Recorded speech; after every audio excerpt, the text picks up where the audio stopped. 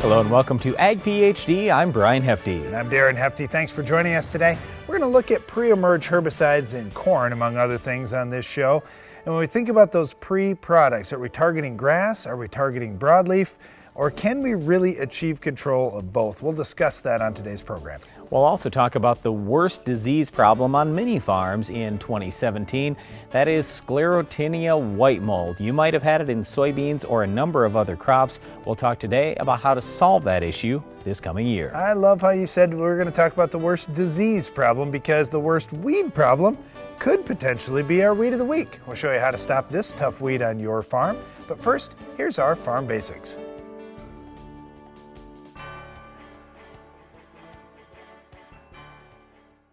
Farm Basics is brought to you by the Liberty Link trait and Liberty herbicide from Bayer. The most reliable weed management solution, Liberty Link and Liberty herbicide are the link to efficient row crop production and sustainable weed management.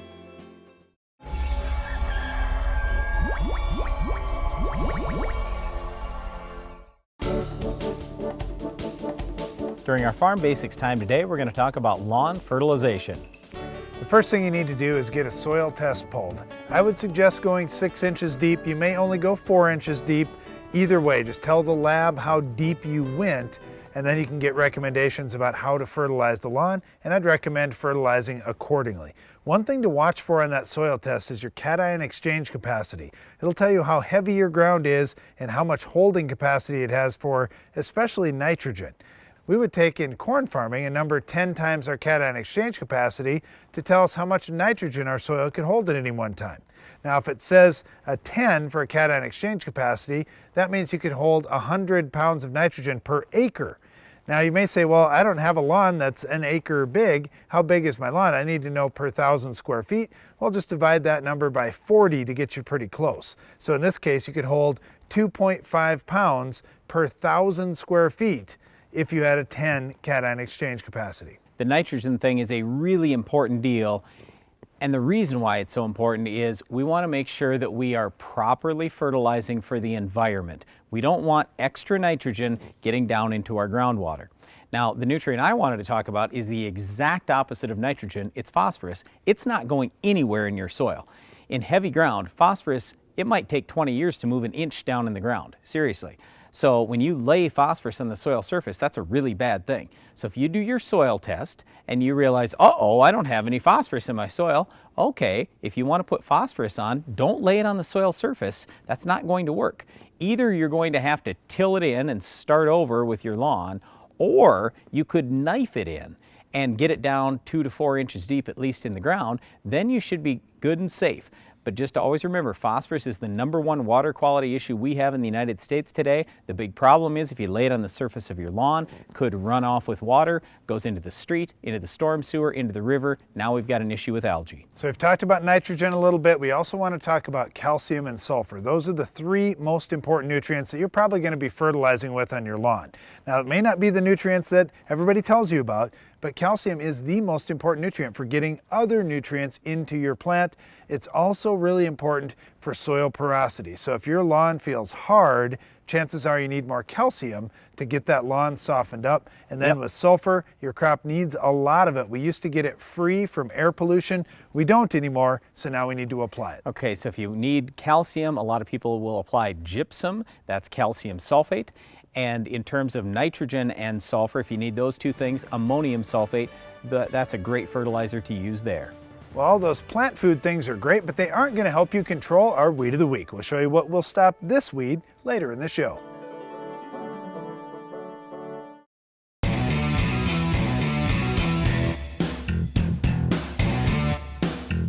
Leading the charge in strip tillage for more than a decade, the Soil Warrior brings the future to your farm today.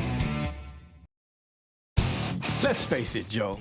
Some of these guys aren't easy to play. Biologicals are expensive. Humates and plant growth regulators are messy. Yeah, but AgroLiquid has 4 new players that have really eliminated those problems. The Primer Grow line has helped their team realize the benefits. Wait, so season-long nutrition and optimized yields while creating a biologically active soil? That's right. Primer Grow line is a fantastic addition to AgroLiquid's stellar team. Introducing the Soil Max ZD48, the newest addition to the Soil Max Gold Digger lineup. The first plow designed for smaller class tractors, the ZD48 has been tested on tractors weighing between 10,000 and 16,000 pounds with excellent results. Designed for row crop farms, vineyards, irrigation, and specialty crop farms. The Soil Max ZD48 will install tile up to 48 inches deep, as well as install 3 or 4-inch tile. The ZD48 truly opens up the world of tile installation to more farms than ever before. Increase your productivity with Hypro's dual react control system. The dual nozzle body design allows you to drive at the speed you want while maintaining the rate and droplet size you need. Hypro, helping you spray better. I know a lot of people that have them, and I don't know anybody that doesn't like their Morton building. The crew was really, in my book, top-notch. The quality of this building is second to none, and they make sure before you walk away that you're happy. This is my dream barn. I think it ended up looking even better than I thought it would. People love it. When they get in here, they're just in awe. Morton Buildings, for work, for life, for generations. With the success of the Case IH Steiger Quad Track and Magnum Road Track tractors, it's no secret why Case IH is the leader of the track. So it wasn't surprising when the competition started imitating us. Because Case IH offered the first 5-axle design to give you more power to the ground, with less berming and compaction, all to help you be more productive. Still, we're flattered. In fact, if we weren't already red, we'd be blushing.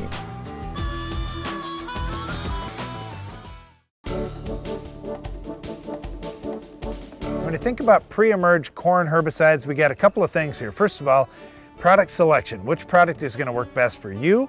And then the next thing is going to be, how do I make whatever product I choose work to the fullest extent in my field?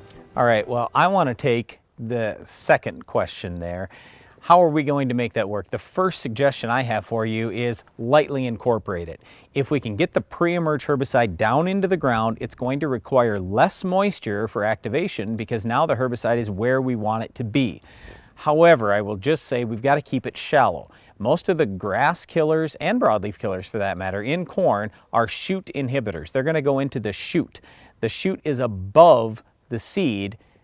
Okay, so think about that. Where are the seeds germinating? 1 inch deep, 1/2 inch deep? You got to keep that pre-emerge herbicide relatively shallow. But if you can do that right, it'll require less moisture. You'll see more consistent control.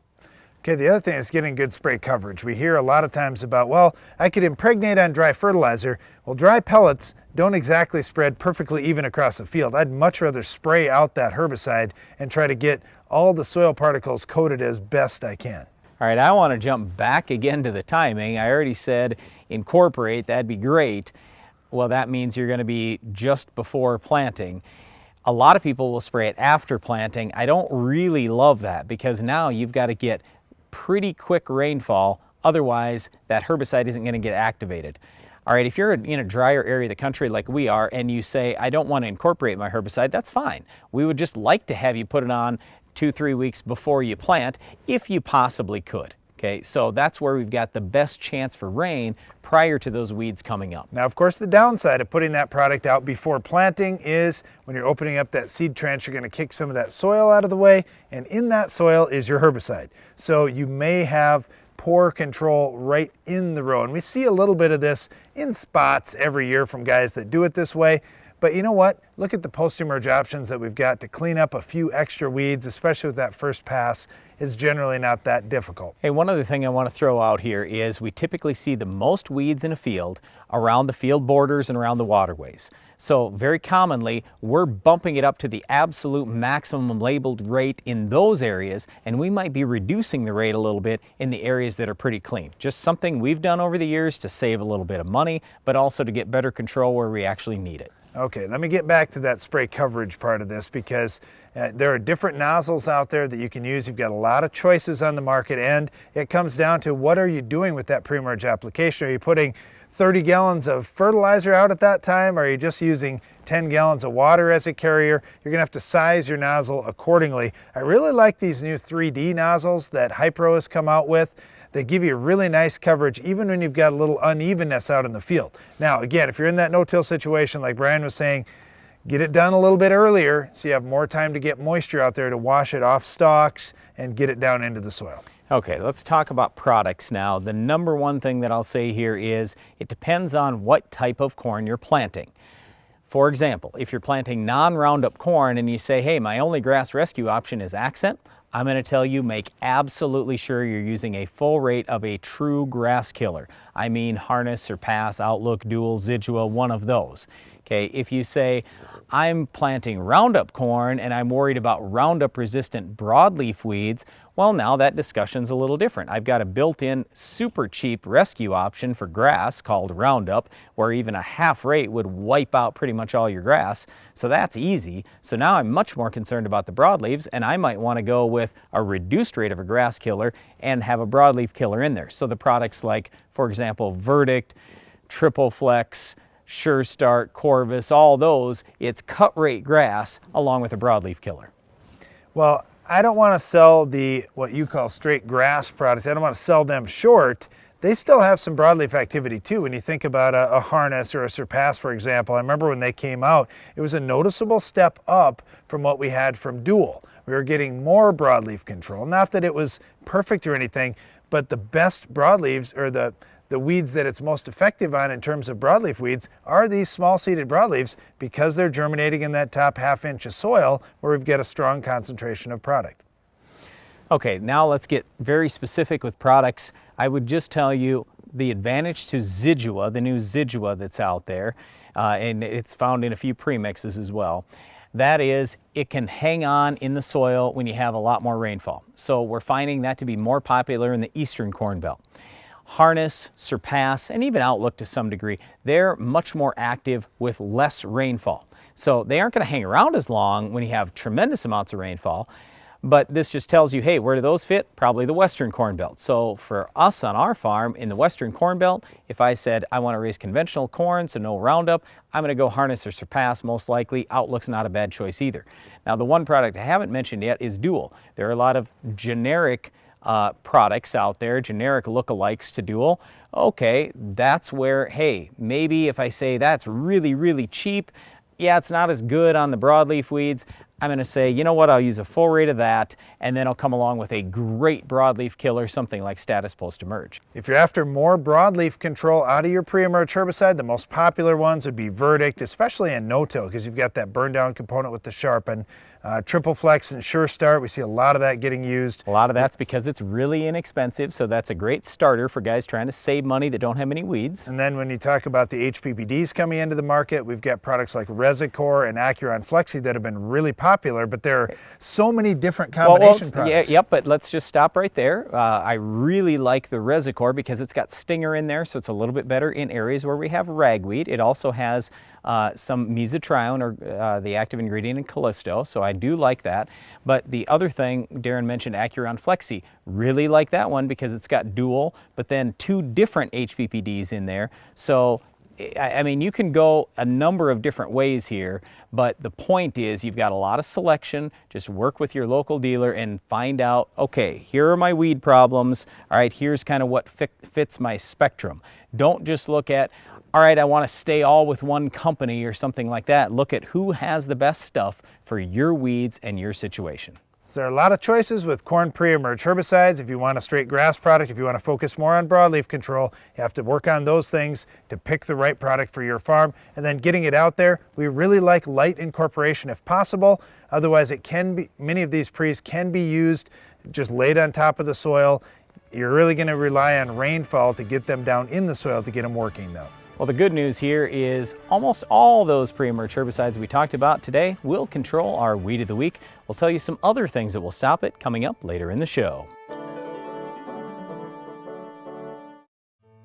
Unlock your nutrient investment with QuickRoots technology.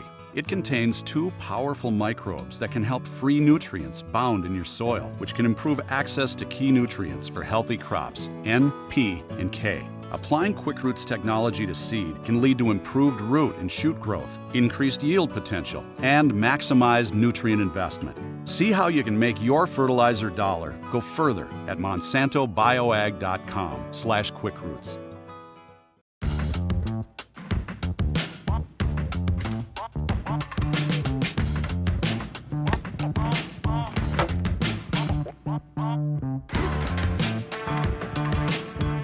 In life, when you put the max in, you get the max out. It's no different for your corn, which is why 40 years of effort have gone into proving that Instinct and N-Serve nitrogen stabilizers do more than just stabilize nitrogen, they maximize nitrogen, so your corn gives you the max in return. This agro-liquid line is something special. A lot of really impressive playmakers. Take a look at Sure K. This guy is an enigma. But wrap your head around the exceptionally high plant response when compared to conventional potassium sources, the research-proven plant availability, plus flexible application options and mixing capabilities. Really stellar performance stats. Sure K is a true standout, and that's a winning goal on any field. Introducing the SoilMax ZD48, the newest addition to the SoilMax Gold Digger lineup. The first plow designed for smaller class tractors, the ZD48 has been tested on tractors weighing between 10,000 and 16,000 pounds with excellent results. Designed for row crop farms, vineyards, irrigation, and specialty crop farms. The SoilMax ZD48 will install tile up to 48 inches deep, as well as install 3 or 4-inch tile. The ZD48 truly opens up the world of tile installation to more farms than ever before.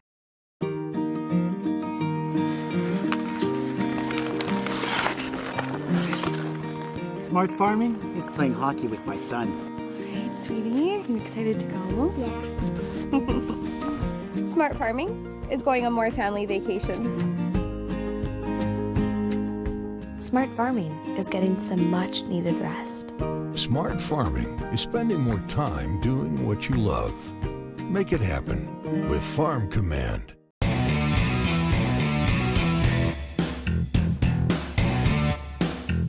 Leading the charge in strip tillage for more than a decade, the Soil Warrior brings the future to your farm today. Avoid the V-shaped pattern of injury caused by chemical buildup in your booms. The Express End Cap from Hypro eliminates the dead ends that lead to herbicide buildup and provides easy access to your booms, giving a complete flush between applications. Hypro, helping you spray better.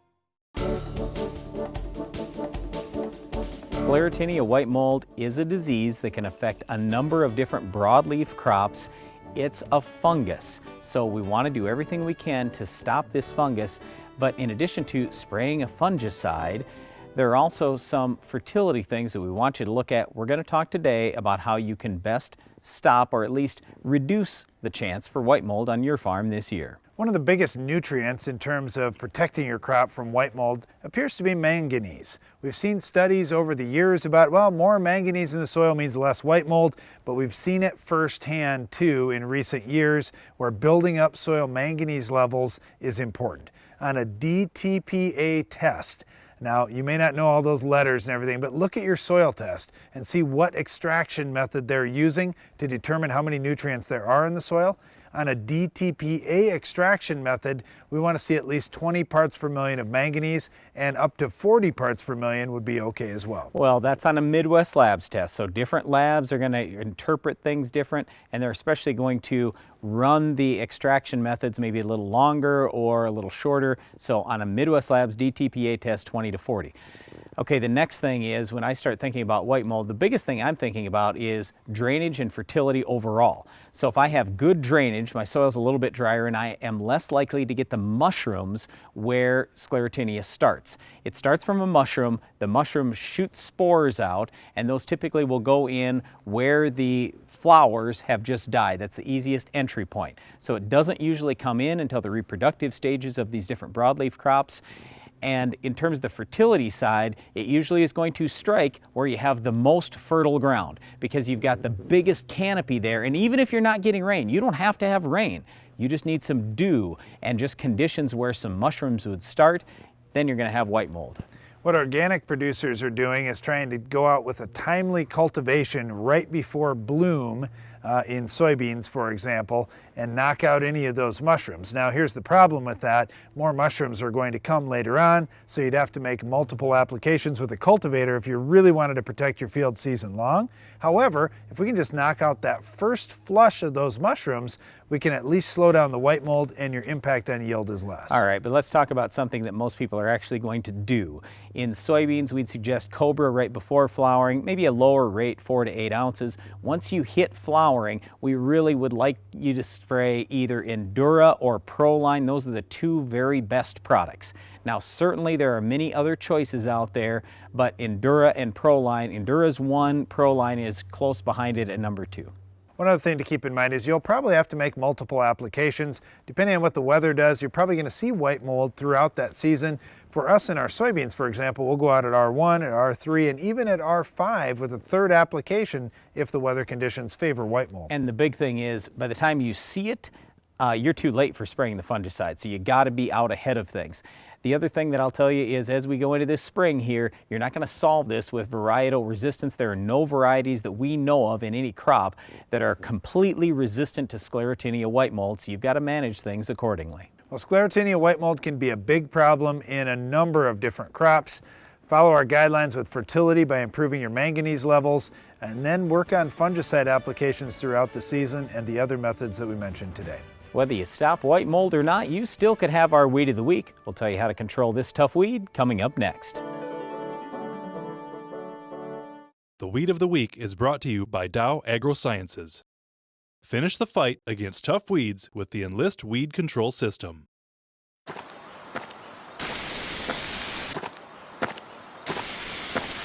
Weeds are tough, but we're tougher. With unrivaled weed control, reduced drift, and near zero volatility. So, who's tough now?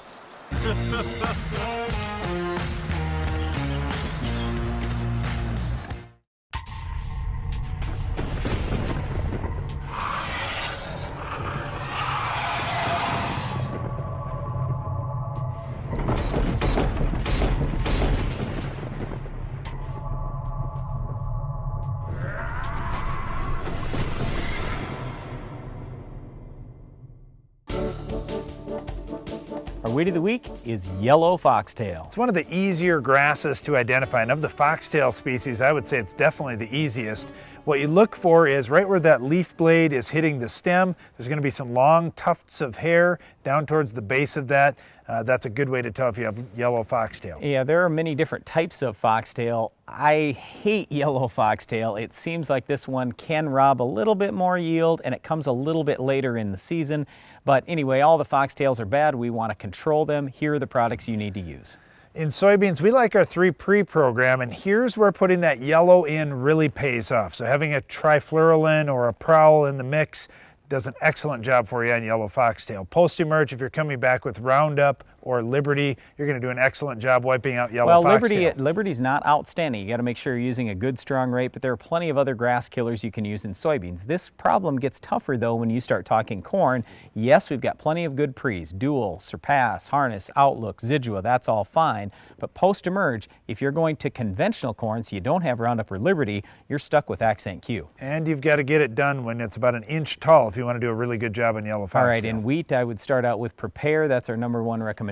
Post-emerge, we really like Axial, but Discover or Next Step NG would be fine as well. Yellow foxtail is a tough weed to get under control. It's going to take 2 shots. Get one of those pre-emerge residuals out, even in wheat, and then come back post-emerge to clean up the escapes. Well, that's it for our Weed of the Week, but stay tuned. Iron Talk is coming up next. Let's take a look at our picks for the championship season. We've got 10-34-0. No. I don't want to talk about them. I want to talk about this Agro Liquid team. Take a look at this lineup. They got it all. The talent, their players can meet any challenge on any field. The coaching staff, the best I've seen. So that's your pick? No discussions? Nope. Agro Liquid is the team. They're going all the way to the championship.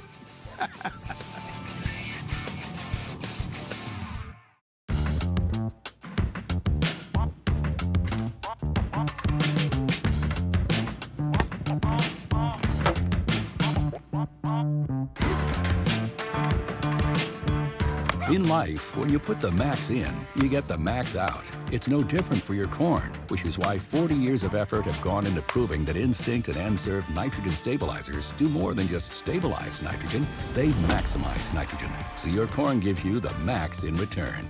Are you looking for an easy way to apply dry powdered products to your stored grain? Do you want to use the applicator recommended by industry leaders for products like Diacon D and other dry powder products? Changing Time CT applicators successfully apply a diversity of products quickly, easily, and accurately. The innovative CT applicators are designed to give you the most accurate application of products such as talc, inoculants, fertilizers, and other dry products. For commercial use or on the farm, you need the applicator industry leaders are using. CT applicators for the changing times.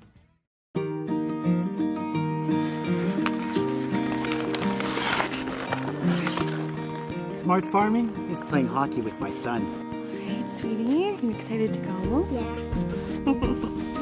Smart farming is going on more family vacations. Smart farming is getting some much needed rest. Smart farming is spending more time doing what you love. Make it happen with Farm Command. I know a lot of people that have them, and I don't know anybody that doesn't like their Morton building. The crew was really, in my book, top-notch. The quality of this building is second to none, and they make sure before you walk away that you're happy.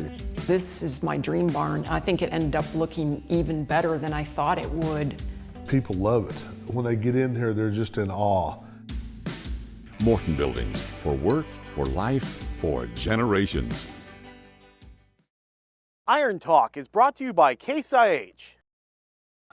With the success of the Case IH Steiger Quad Track and Magnum Road Track tractors, it's no secret why Case IH is the leader of the track. So it wasn't surprising when the competition started imitating us. Because Case IH offered the first 5-axle design to give you more power to the ground, with less berming and compaction, all to help you be more productive. Still, we're flattered. In fact, if we weren't already red, we'd be blushing.